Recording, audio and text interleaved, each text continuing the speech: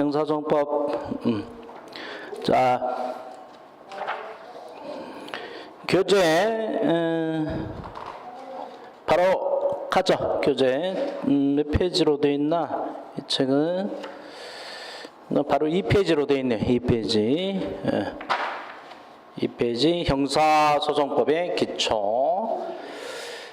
자, 거기서부터 바로 시작하십시다. 형사소송법의 기초. 형사소송법은 형법과는 달리 범죄인을 처벌하는 절차에 관한 거라 그랬지, 그지? 자, 그래서 형사소송법에서 이 절차를 규정하는 형사절차 법정주의라는 말이 나오고, 고유의 형사법 개념 보면 형사소송법은 형법을 적용 실현하기 위한 형사절차를 규정한 법률 체계를 말한다라고 되어 있고, 가볍게 쭉 보십시오. 그 다음에 형사절차 법정주의, 형사절차를 법으로 정해야 된다는 거 있고, 요거는 형법에서 말하는 죄와 형벌의 그 법정주의, 죄형 법정주의하고 좀 매치가 되는 거죠. 형사절차 법정주의랑 요거하고 좀 비교해야 돼요. 죄와 형벌을 법으로 정한다고 하는 죄형 법정주의랑 둘이 매우 유사하지만 다른 점도 굉장히 많고요. 그걸 좀 조심해둬야 되죠. 형법 공부하면서.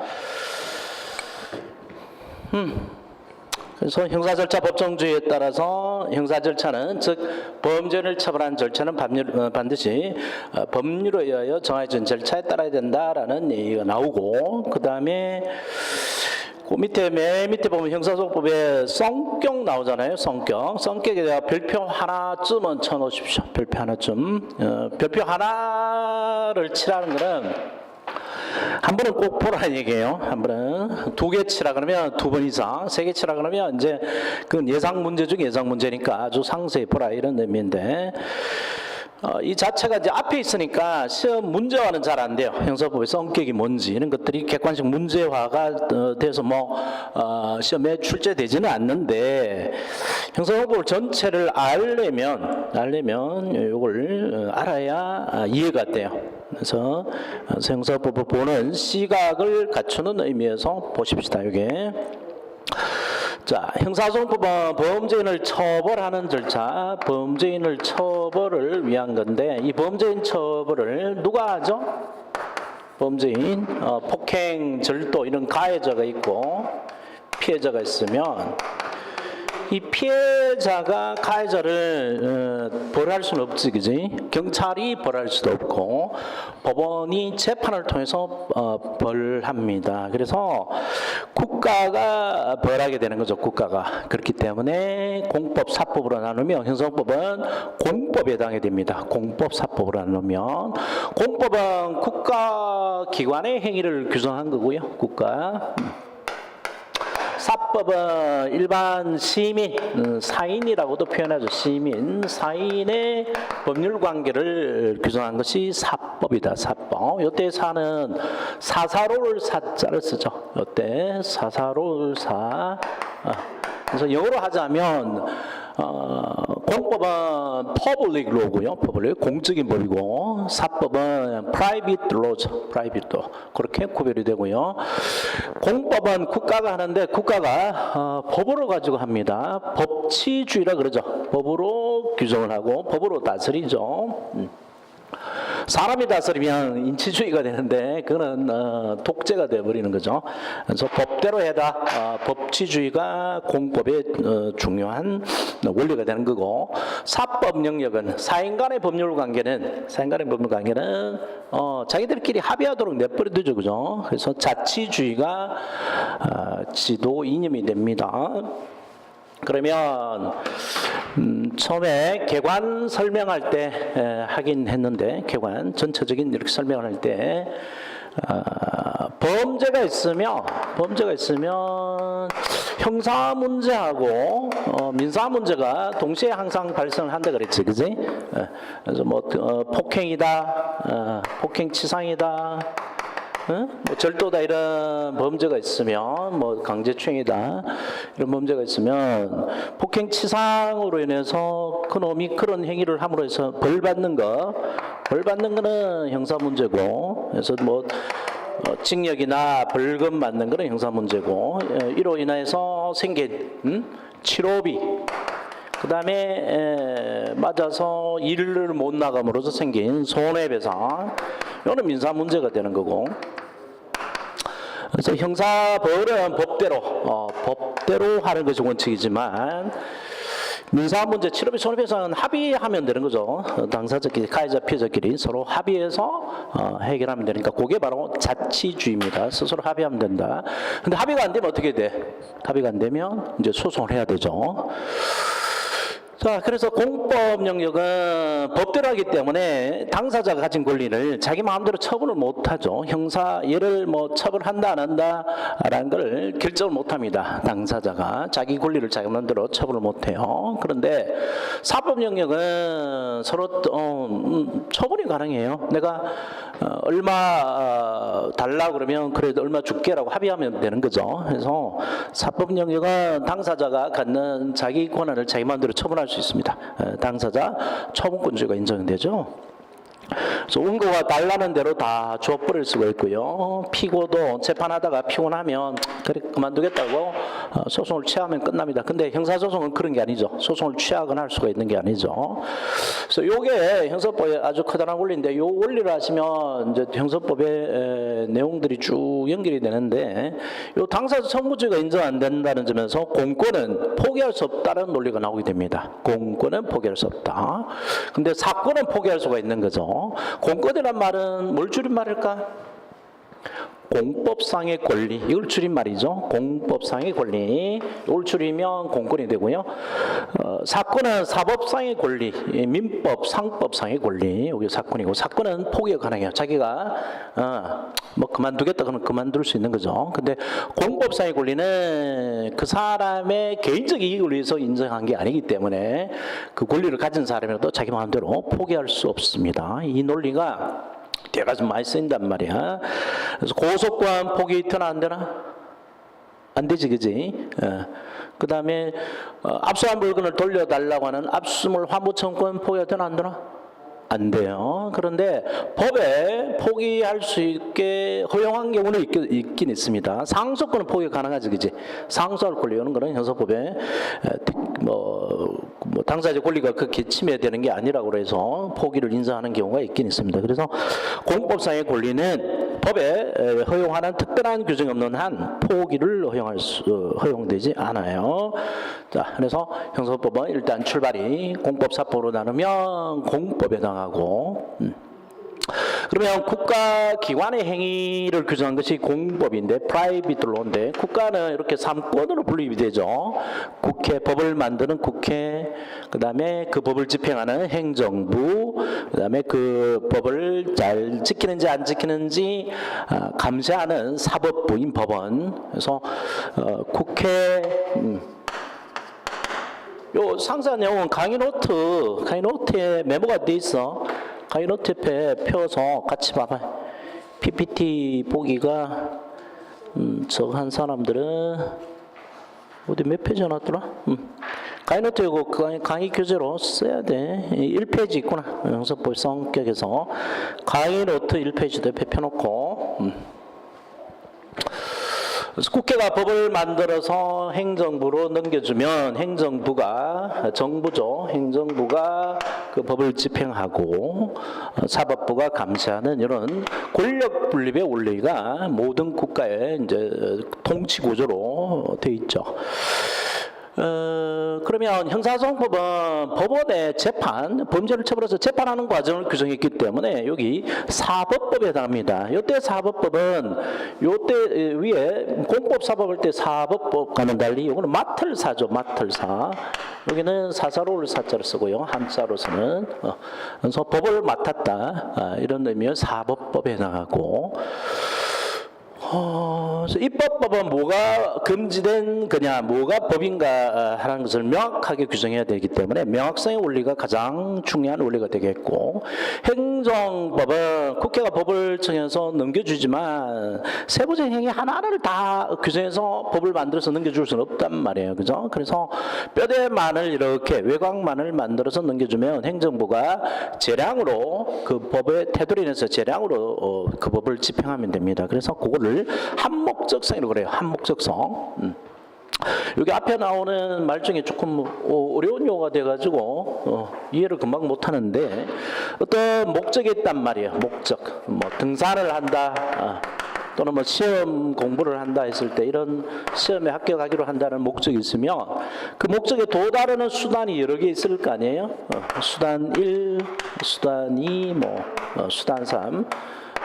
뭐 등산로를 간다 하더라도 뭐 외곽으로 돈다, 뭐 암벽을 타고 오른다, 여러 가지 수단이 있는데, 이런 시험의 목적, 그다음에 행정의 목적들이 있을 때 이런 행정의 목적에 도달하는 이 수단이 요 목적에 아주 가장 합치된 수단이 어떤 거냐, 그걸 판단하는 것이 한목적적 판단 또는 한목적성이라고 그러죠. 한목적성. 그래서 이거를 누가 판단할 건가 문제인데, 수단 1이 가장 목적에 합치되는지 수단 2가 맞는지 3이 맞는지는 누가 판단하면 되는 거야? 그 행정 행위를 하는 사람, 산에 올라가는 사람, 시험 보는 사람, 행정기관이 자기가 알아서 재량적으로 판단하면 됩니다. 그래서 한목적성은 다른 말로 재량을 말한다고 생각하면 되고, 재량. 그래서 행정 부분에서는, 행정법 영역에서는 재량이 넓게 인정이 된다라고 아시고요. 그 다음에 사법법은 법이 뭔가를 판단하고 선언하는 기관이기 때문에 합법성이 최고의 이념이 됩니다. 법에 합치되는 것을 가장 중시하는 거죠. 그래서 형사법은 공법이면서 사법법에 해당하기 때문에 법대로해야 되고요. 그 법에 어긋나서는 안 되죠. 그래서 법치주의, 합법성의 원리가 강하게 요구되는 게 형사소송법이고, 근데 형사소송법은 법원의 재판만 규정한 게 아니지, 그지? 법원의 재판만 규정한 게 아니고 수사기관의 수사, 그 다음에 형집행까지 규정해 놨으니까 수사기관의 수사는 행정영역입니다. 행정영역. 그 다음에 수사기관의 수사하고 형집행 부분이 있죠. 형집행. 요거는 행정영역이고요. 요 법원의 재판이 사법영역이죠. 그래서 형사소송법은 범죄를 수사해서 재판에서 형을 확정이 되면 형집행으로 넘어가는 게, 이게 다 형사소송 절차인데, 재판은 합법성의 원리가 강하게 요구되지만 수사와 형집행은요, 수사와 형집행은 행정형이기 때문에 한목적성도 동시에 강조가 됩니다. 한목적성이 강조된다는 말은 재량이라는 얘기고, 재량이란 말은 수사를 어떻게 수사를 할까, 저놈을 뭐 구속 수사를 할까, 불구속 수사를 할까, 뭐 압수수색을 할까 말까, 이런 거 판단을 수사기관이 재량적으로 판단하면 된다라는 얘기가 됩니다. 형집행도 마찬가지고요. 그래서 이 공법이면서 사법법이면서 수사와 형집행을 행령이라고 그래요. 우리 책에 형을 행하다, 행령이라고 그러기도 하는데, 그 부분은 한목적성도 동시에 강조된다, 이런 얘기가 그 책에 있을 겁니다. 자, 그 다음에 다시 사법법 영역은 형사법하고 민사법 영역으로 나눠져요. 법원의 재판은 형사재판하고 민사재판으로 나눠진다고요. 민사법은 요 사법상의 분쟁, 뭐 치료비, 손해배상 이런 것에 대해서 서로 합의하도록 내버려 두는데, 서로 해결하도록, 합의해서 해결하도록, 자치하도록 내버려 두는데, 그게 안 될 때, 자치가 안 될 때 국가가 분쟁에 개입하지 않고 그러면 또 뭐 새로운 분쟁이 이야기가 될 테니까요. 그래서 민사법은 사법상의 분쟁을 해결하기 위한 겁니다. 그렇기 때문에 여기는 사법상의 그 원리가 그대로 적용돼요. 그래서 여기도 여전히 자치주의, 당사자 뭐 처분권주의라는 것들이 그대로 요구됩니다. 그래서 민사법 영역에서는요 철저하게 그 변론주의가 아주 강하게 요구돼요. 변론주의. 변론주의란 말은 말을 해야 된다는 얘기죠. 당사자가 말을 해. 말을 해야 법원 판사가 고려해서 재판한다는 겁니다.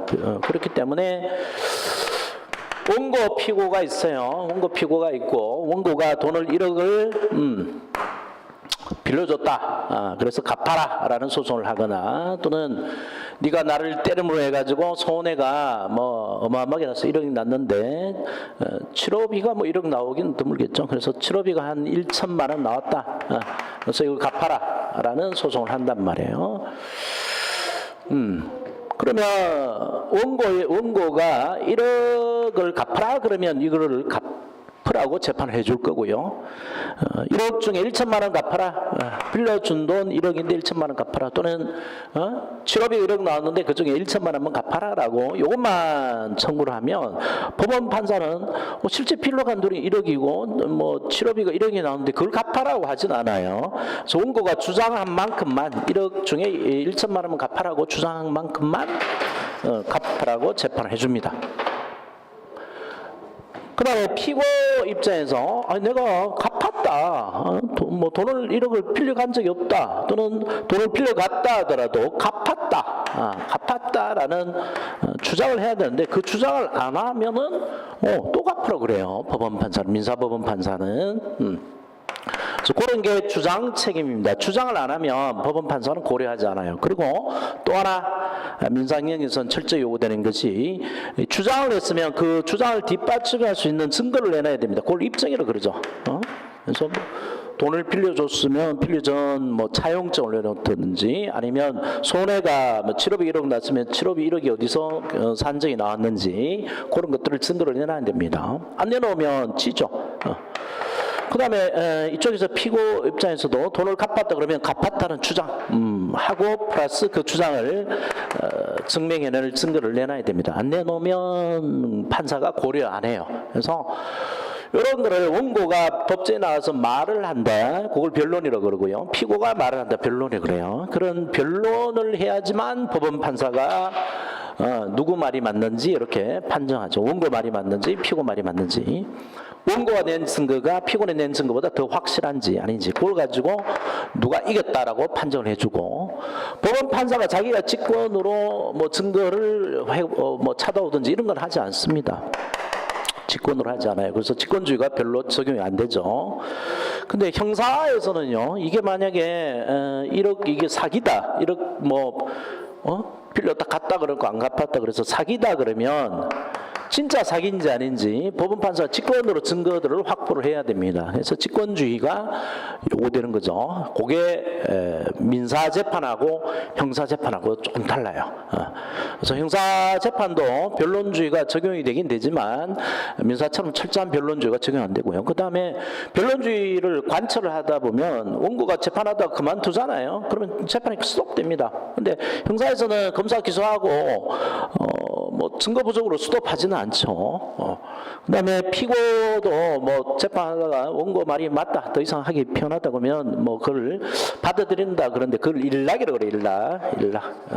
일락. 내가 받아들이겠다.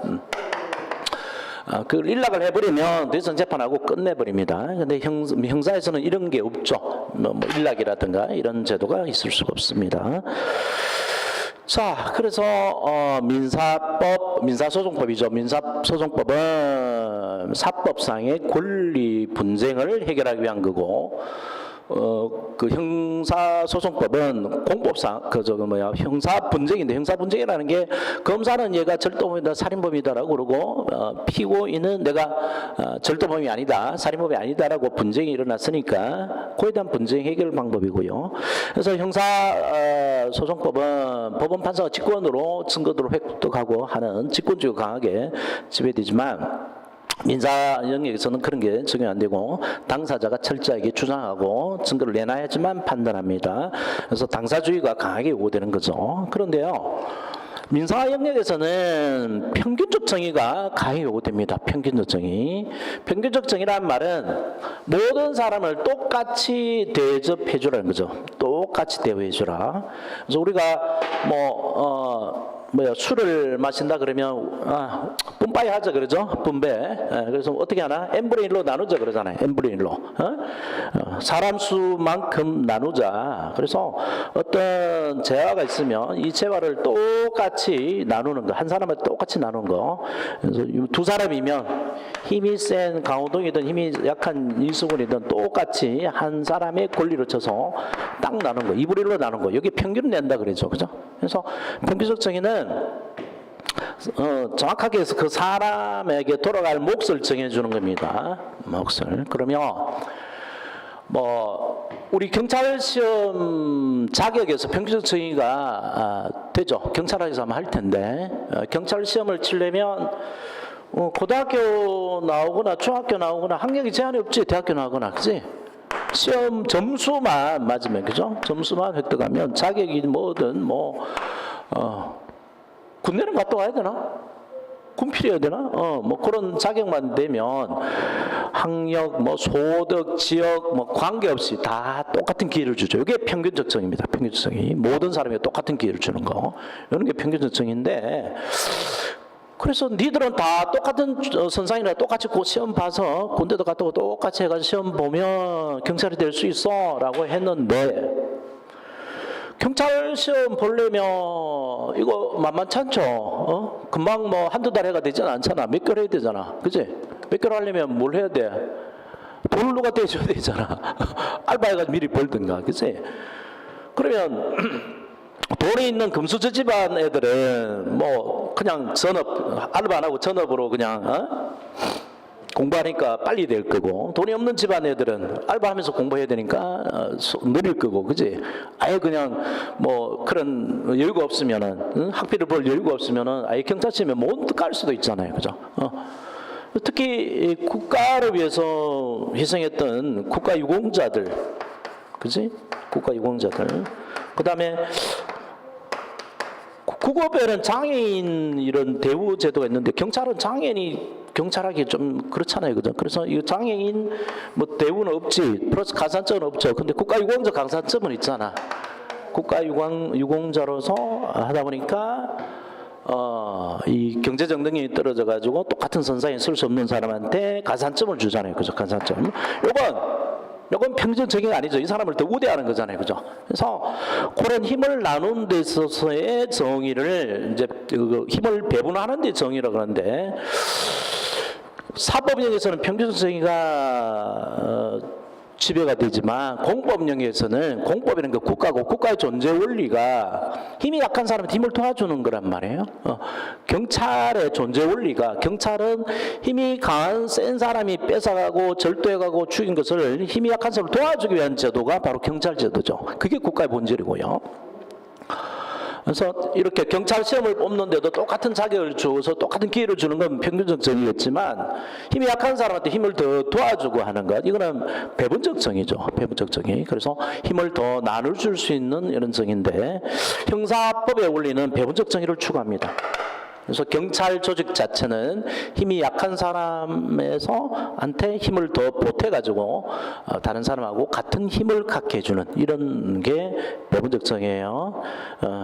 그래서 경찰은 정의를 추구하는, 특히 배분적 정의를 추구하는 기관이어야 됩니다. 근데 힘이 센 사람한테 붙어버리면, 경찰 쪽이 힘이 센 사람한테 붙어버리면, 그건 조폭의 논리가 돼. 가장 큰 조폭이 돼버립니다. 가장 권력적인 폭력배가 돼버려요. 그래서 그거를 잘 아시고 경찰이 되고 나서 경찰력을 행사했어야 되겠고요.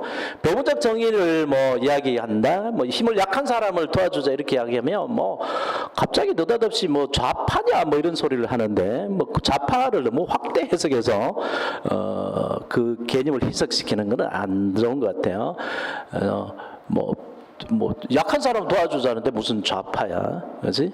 좌파란 거는 생산 수단 얘기, 사회적 권력, 정치 이런 것에 가서 합류를 좀 좁혀서 생각해야 되죠.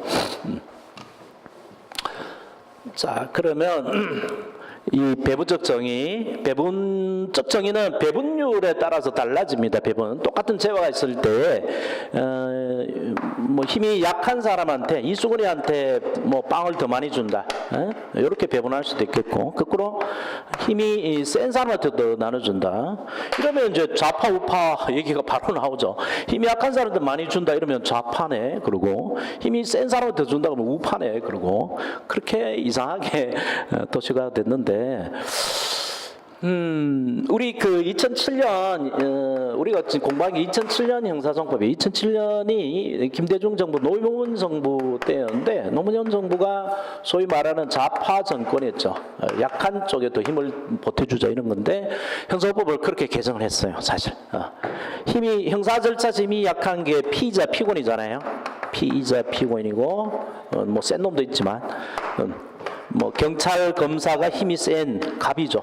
갑이니까 형사 절차에서는 그래서 이쪽 피의자 피고인의 권리를 더 많이 보장해 주는 걸로 국선 변호인의 권리를 강화하거나 이런 여러 가지 힘을 보태주는 쪽으로 법을 만들었어요. 그래서 배분을 하게 되면 배분하는 사람의 정치적 성향에 따라서 달라집니다. 뭐 힘이 센 놈한테 많이 주거나 힘이 약한 사람한테 많이 주거나 이 배분하는 성향에 따라 달라진단 말이에요. 뭐 소위 말해서 좌파적 성향이나 우파적 성향에 따라 달라지는데 그래서 형사소법은 배분적 정의를 추구하기 때문에 배분적 정의를 추구하면 필연적으로 본질적으로 개념적으로 정치적 성격을 띠게 됩니다. 이 정치적 성향에 따라서 배분하는 방법이 달라지기 때문에 그래요. 그래서 형사정법은 정치적 성격을 띠게 됩니다. 이런 원리 때문에 배분적 정의를 추구하는 원리 때문에 정치적 성격을 띠게 돼요. 정치를 안 할 수는 없죠. 어디 가거나 경찰이 되더라도 정치적인 뭐 하거나 한데 좀 바로 정치하는 건 아니죠. 자, 그래서 형사법은 공법 사법으로 나누는 공법, 입법 행정사법으로 나누는 사법법, 그 다음에 민사 형사로 나누면 형사법 되는 거고요. 그 다음에 형사법 영역에서도 다시 두 가지로 나눕니다. 어떤 행위가 범죄가 되는가라고 정한 것은 그 실체법이 있고요. 이게 형법이죠. 형법이 실체법, 실질법이고 이런 행위가 범죄가 된다라고 하는 범죄 실체를 규정한 거죠. 근데 형사법은 그러한 범죄가 형법에 규정되어 있으면 그 형법을 적용하기 위한 법이 형사법이니까 형사법은 절차법에 해당합니다. 형사 절차, 범죄를 처벌하는 절차법에 해당하고요.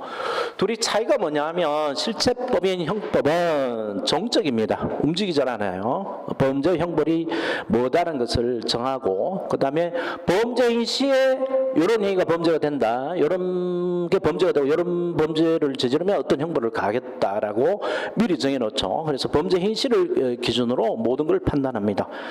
범죄인 시에 얘가 정신이 있는 얘냐 없는 얘냐, 범죄인 시에 얘가 성년이냐 미성년이냐, 미성년이면 그리고 특히 18세 미만이면 사형을 못 시키잖아요. 범죄 행위지 18세 미만이면 그런 걸 판단합니다. 그 다음에 절차법이 형사소법은 정적이 아니고 동적이에요. 움직여요. 뭐냐니까 뭐 신고를 바탕으로 경찰이 출동하죠. 경찰이 출동해서 수사에 착수할 거고요.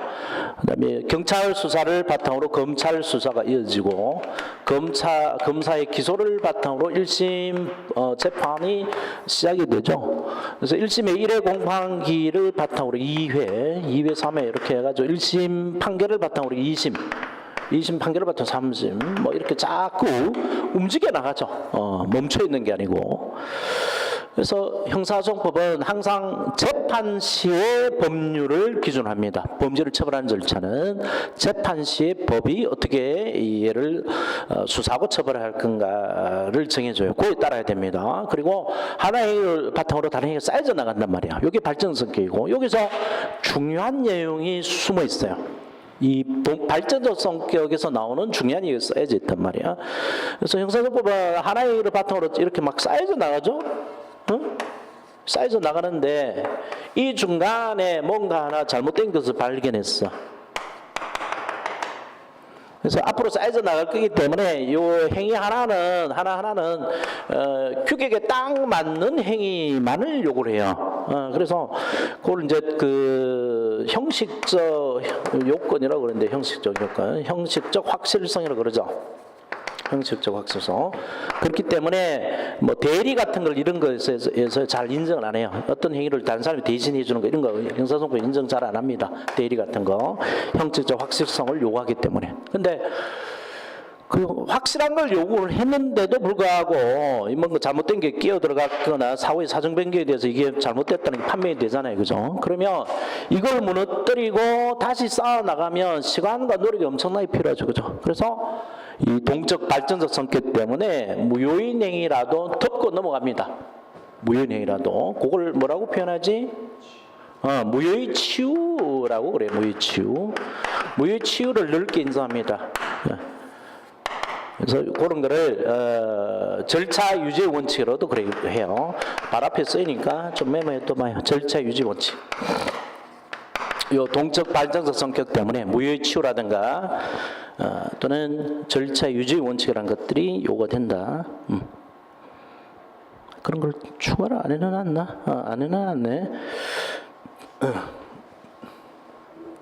자, 그러면 형사법, 그 다음에 형법은 사람으로서 지켜야 될 윤리를 어기면 형사범죄로 처벌하는 것, 이런 거를 규정해놨어요. 그래서 형법은 윤리적 성격이 강합니다. 근데 범죄를 처벌하는 절차를 규정한 형사소송법은 윤리적 성격보다는 그 범죄를 처벌하는 기술적 성격이 강해요. 그런 것들이 이제 구별이 되겠고, 그래서 네 가지 형사법은 공법이고 사법법이고 그 다음에 형사법이고 또 절차법이다. 그러면 공법이면 자치주의가 아니고 법치주의, 그 다음에 사법법이면 한목적성보다는 합법성, 형사법이면 편견적 정의, 배분적 정의, 배분적 정의이지, 배분적 정의를 추구하고 정치적 성격을 띠게 된다. 그 다음에 형사법 내에서도 다시 실체법이 아니라 절차법이다. 그렇기 때문에 동적, 발전적, 기술적 성격이 강하다. 이런 것들은 문제화는 안 되지만 형사법 전체를 이해하는 중요한 뼈대가 되기 때문에 반드시 한두 번은 읽어놓고요. 앞으로 이 뼈대를 가지고 설명하는 내용들이 나와요. 자, 해서 2번 내려가 보죠. 아이고 했다. 이제 법원입니다. 법원. 뭐 형법의 법원, 형사정 법원, 경찰학 할 때 경찰학의 법원 얘기가 나오는데 그런 이론적인 거는 형사법에는 그렇게 문제화도 되지 않고요. 뭐 그렇게 또 모르셔도 됩니다. 이때 법원은 우리가 재판하는 그 법원이 아니고 법의 원류를 가르쳐요. 법의 원류 한자로 써놨는데 법의 원류고 이 기준을 말하는 거죠. 기준. 뭘 기준으로 할 거냐. 뭘 기준으로 형사 절차를 정할 거냐 이건데, 그러니까 그 수사를 하는 경찰이나 검사가 뭘 기준으로 가지고 무엇을 기준해서 뭘 지켜서 수사를 할 거냐. 법원 판사는 또 뭘 가지고 뭘 기준으로 재판을 할 거냐. 그 기준을 말하는 거죠. 기준. 근데 형사 절차는 법으로 정한다라고 하는 법정적에 있었잖아요, 그죠? 그렇기 때문에 법이 형사법 법원입니다. 법이 형사 절차를 정하는 기준이 된단 말이에요. 그러면 이 법은 누가 만드는 거죠? 법은 바로 법률을 말하는데 법률은 누가 만드는 거야?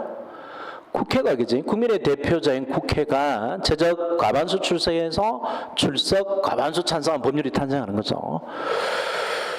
그래서 만든 게 형사소송법이고요. 우리가 공부하고 있는 거죠. 형사법. 이게 가장 중요한 법원이고, 그 다음에 법의 상위법인 헌법이 있는데 모든 법의 아버지죠. 헌법으로는 형사 절차를 정할 수 있고요.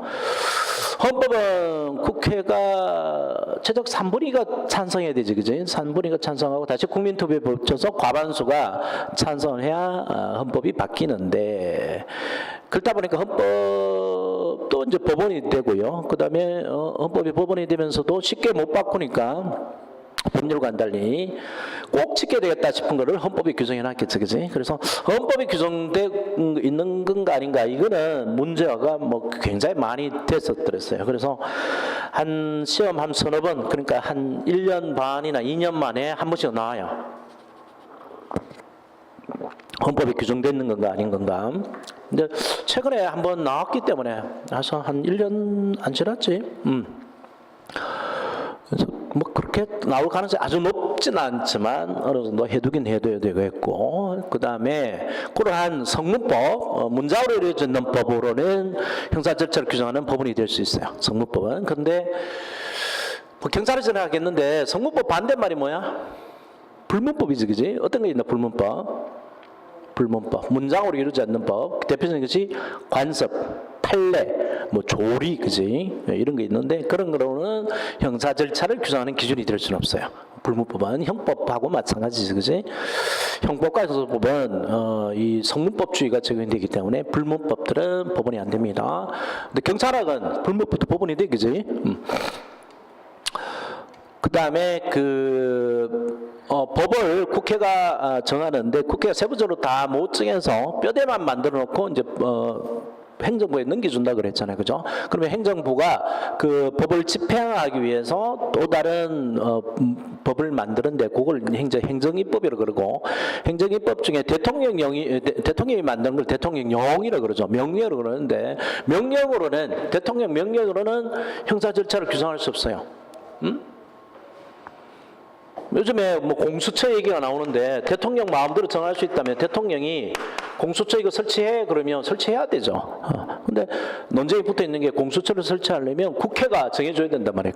그래서 야당과 합의를 해야 되는 문제가 있으니까 요즘 이야기되고 있는 거고, 명령으로는 안 돼요. 뭐 시행령이라고 그러죠. 그 다음에 더 나아가서 대통령도 세부적으로 다 못하니까 각부 장관한테 구체적으로 법 집행하기를 기준을 또 정하라고 이렇게 넘겨주죠. 그건 불령이라고 할 수 있죠, 그죠? 불령이라고 할 수 있고, 행정규칙으로 한다는 건데, 행정규칙은 또 형사 절차를 규정하는 법원이 되지 못합니다. 그래서 이게 이제 뭐 시행규칙이라고 그러고 시행령이라고 그러고 시행세칙으로 붙어 있죠.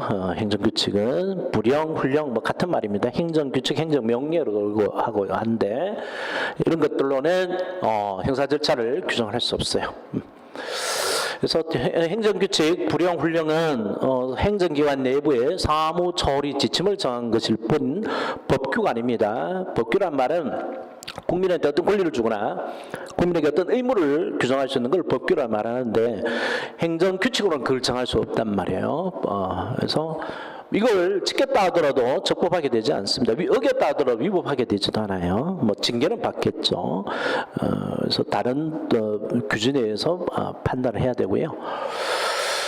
그 다음에 이러한 규칙이 붙어 있는데 대법원 규칙은 행정규칙이 아니라 레벨이 법률입니다. 법률이라서 여러 법률이기 때문에 요거는 형사 절차를 규정하는 법원이 될 수 있어요. 왜 대법원은 법률을 규칙으로 하도록 했느냐면 법을 만드는 주체는 국회잖아요, 원래, 그지? 국회인데 법원 재판에 관한 것마저 국회가 정하게 되면 사법부에 대한 간섭으로 볼 수 있어요. 그러니까 상권 분립의 원리에 위배될 수 있죠. 그래서 법원의 재판 과정에 관한 것은 대법원이 스스로 법을 만들도록 헌법이 입법권을 넘겨준 거죠. 그래서 대법원 규칙은 레벨이 법률급입니다. 법률. 그래서 이거는 할 수 있고요. 형사소송 규칙으로 되어 있죠. 형사소송 규칙. 근데 이건 양이 많아요. 그리고 좀 기술적인 내용이 많아서 시험 문제화가 되기는 좀 차이가 있는 부분이 있습니다. 그래서 그 책에 들어가 있는 정도 규칙으로 언급되어 있는 것만 보시면 되고 따로 안 보셔도 되는데, 형사소송법은 형법과는 더불어 따로 조문을 가지고 따로 공부하시는 게 오히려 좋아요. 초보 단계에서 무슨 말인지 모르더라도 여러 번 반복하는 것이, 조문을 다운을 받아서 인터넷에 가면 법제처 가면 있어요. 법제처 가면 현수법 조문을 다운받을 수 있어요. 그래서 자기 마음대로 편집해가지고 갖고 다니면서 읽는 게 좋아요. 그러면 좀 전체적인 시각이 빨리 생깁니다. 자, 해서 뭐 이런 것들은 시험에 나올 가능성은 드물고요. 헌법 규정이 있나 없나 이게 계속 시험에 나왔으니까 이런 것들을 공부하는데 이거 어떻게 외웁니까 해가지고 보면 뭐 그 수험가에 나돌아다니고 있는 이상한 방법들이 있어요. 뭐 두 문자 따가지고 그 많은 헌법 조문을 외우고 앉아고 돌아다니는데 그 쓸데없습니다. 시험장 가면 하나도 생각 안 나요. 두 문자 따 외워봐야. 그래서 방법은 형사법 공부하면서 이게 헌법 사항이 있다 없다 전체적으로 그런 걸 세부적으로 보면 되겠고, 제일 좋은 방법은 제가 강의 노트에다가 넣어놨는데요. 이거를 본문에다가 넣어버릴까 지금 고민 중인데 책으로 이제 옮기려고 그래요. 그래서 일단은 강의 노트에 3페이지 오면 주요 헌법 조문이 있잖아요, 그죠? 몇 조 안 봐도 됩니다. 12조, 13조 하고 그 정도 12, 13조만 외워놔도 돼요. 나머지는 뭐 자주 접하는 거니까 44, 45, 뭐 84조 이런 거 109조는 자주 접하기 때문에 헌법상이다 아니라 금방 머릿속에 떠오르는데, 헌법 12조하고 13조 좀 넓게 가면 27조까지 뭐 그 세 조문만 한 여러 번 읽어가지고 이게 헌법상이다 아니다 이렇게 뇌리에 심어 놓는 게 좋습니다. 그래서 그거는 쉬었다가 조문을 한번 읽어보십시다. 오케이.